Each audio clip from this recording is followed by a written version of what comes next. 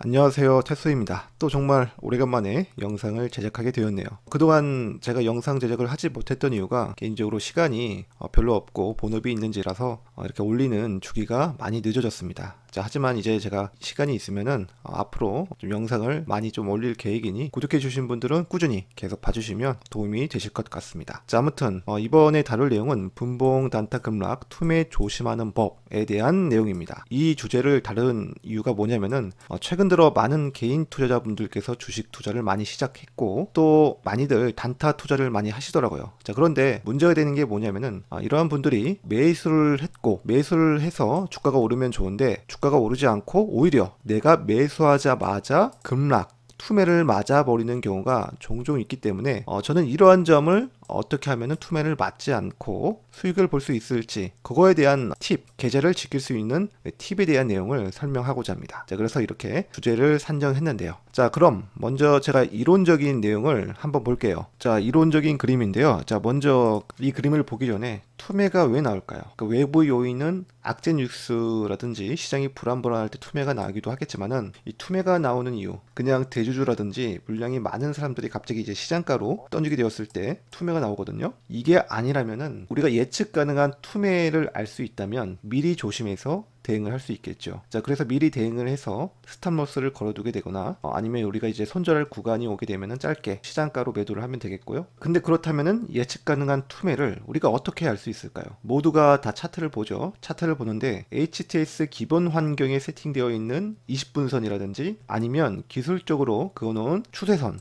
그죠?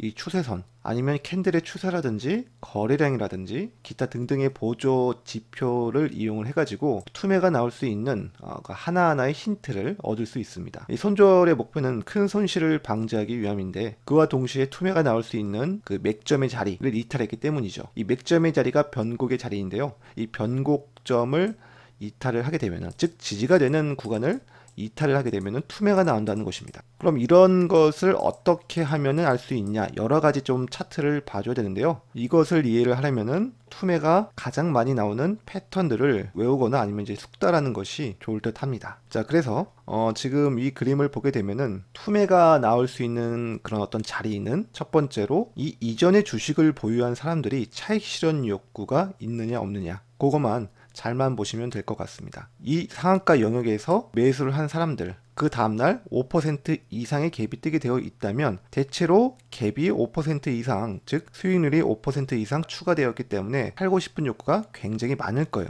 이 자리에서요. 그래서 만약에 단타 매매를 하신다고 할 때 상한가 다음날 시초가 매수하는 사람들은 이 시가에서 매수를 하는데 저는 시가에서 자칫 매수를 하다가 오히려 투매를 맞아가지고 잘못된 경험이 더 많다고 봅니다.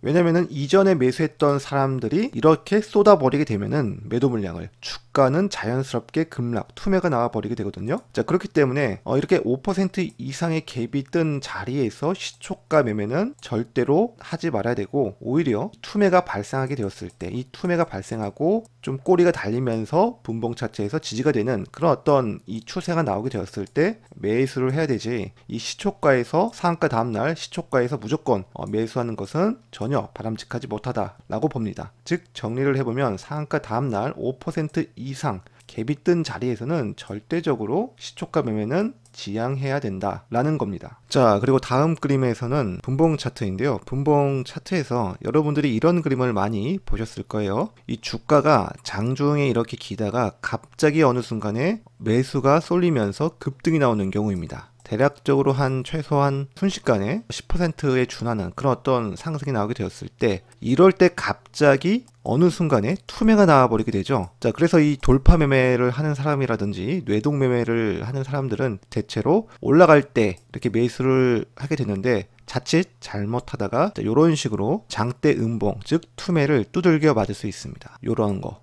그래서 이런 자리들은 절대로 갑작스럽게 장중에 급등하는 종목들을 잡는 것은 굉장히 위험할 수 있습니다. 투매가 나올 수 있는 매우 높은 자리이기 때문에 반드시 조심해야 합니다. 자, 그리고 다음 그림을 또 볼게요. 자, 다음 그림은 아까 이전 그림하고 다른데, 자, 이거는 뭐냐면은 이 주가가 올라가다가 자, 이렇게 상승 곡선을 타면서 움직이고 있죠. 자, 그런데 어느 시기 정도가 되면은 이 주가의 힘이 약해지는 순간이 오게 돼요. 그러니까 이제 상승 추세는 저점과 고점이 순차적으로 높아지지만 이 하락 추세로 전환이 될 때는 고점과 저점이 점차적으로 낮아지게 되죠. 자, 그래서 이런 자리를 보게 되었을 때 이 직전의 저점을 이탈시키고 직전의 고점도 뚫지 못한 상태, 그리고 이 상승 추세선을 이탈하게 되면은 주가는 급락을 하게 됩니다. 이런 자리에서 투매가 많이 발생되기 때문에 반드시 분봉 차트에서 이런 어떤 상승 추세선을 붕괴시키는 자리에서는 절대적으로 매매를 해서는 안 되고, 만약 보유를 하고 있었더라면 투매 나오기 직전에요, 반드시 이 저점 상승 추세선을 이탈했을 때 손절을 하거나 아니면 직전의 지지점에서 손절을 하면 되겠습니다. 그렇게 되면은 투매를 맞을 위험이 별로 없겠죠. 자, 다음 그림을 또 볼게요.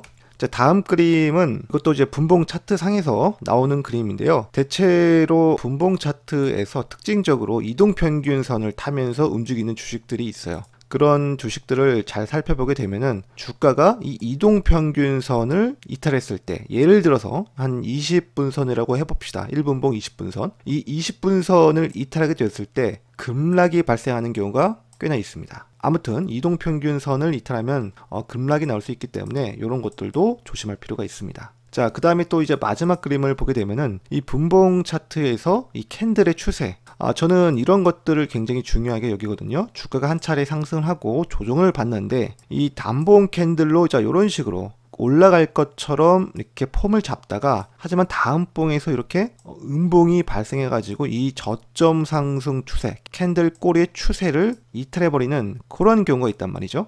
이러한 경우에도 투매가 발생을 하게 돼서 주가는 계속 약세가 나올 수 있습니다. 자, 그래서 이런 어떤 그 패턴들이 나오게 되면은 반드시 이 상승 추세선을 이탈했을 때 손절을 해야 될 필요가 있습니다. 이쪽 상승 추세선의 꼬리, 아니면 이 반등이 처음 나왔던 이 지점의 꼬리를 이탈했을 때 반드시 손절을 해야겠죠. 자, 그럼 이론적인 내용들을 다 살펴봤는데요. 자, 요런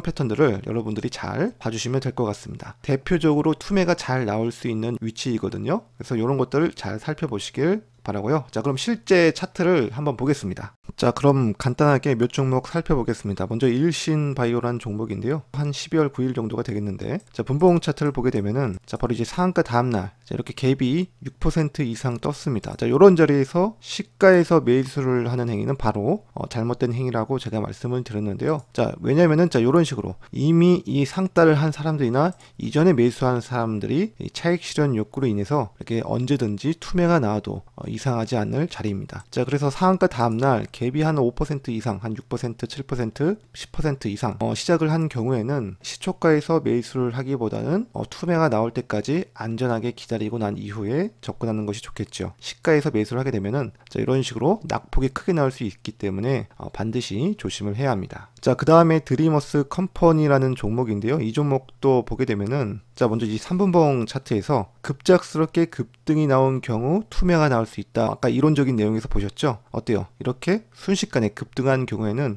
이렇게 투매가 긴 장대 음봉이 나오기 때문에 반드시 조심을 해줘야 되고, 웬만해서는 이렇게 급등하는 종목에 따라 들어가는 행위는 굉장히 어렵기 때문에 반드시 지지를 확인을 하고 들어가 줘야 됩니다. 자, 이 종목 같은 경우에는 오히려 지지를 실패를 하고 급락이 나온 경우라 볼 수 있겠습니다. 따라서 이런 어떤 이 장중에 급작스럽게 급등한 경우는 조심할 필요가 있습니다. 그리고 시너지 이노베이션도 마찬가지로 장중에 이렇게 급작스럽게 급등하는 경우, 대체적으로 이렇게 장대 음봉이 나오기 때문에 이런 유형들 같은 경우는 매매를 하지 않는 게 좋겠죠. 다 마찬가지예요. 이 한성네오텍도 마찬가지로 일시적인 급등은 다시 주가는 원상복귀로 회복을 하게 되죠. 자, 그래서 이렇게 투매를 맞아버리는 상황이 오기 때문에 이렇게 따라 들어가는 행위는 손실을 크게 보는 행위입니다. 자, 그래서 이 투매를 방지할 수 있는 법은, 매매를 할 때 반드시 이렇게 이제 급등하는 종목에 따라 들어가서는 절대로 안 되고요. 지지를 예상하고 하고 걸어놔도 뚫리는 경우가 있기 때문에 반드시 스탑로스 기능을 이용을 해야 합니다. 자, 그래서 제가 이 투매를 맞아도 손실을 크게 방지할 수 있는 팁을 드린다면은 바로 스탑로스 기능을 이용하는 건데요. 키움증권 기능으로 제가 예전에 한번 또 설명드렸었는데 0621이라는 이 주식 스탑로스 기능을 이용하는 거예요. 그래서 이 보유 종목 스탑로스하고 잔고 편입 스탑로스 있는데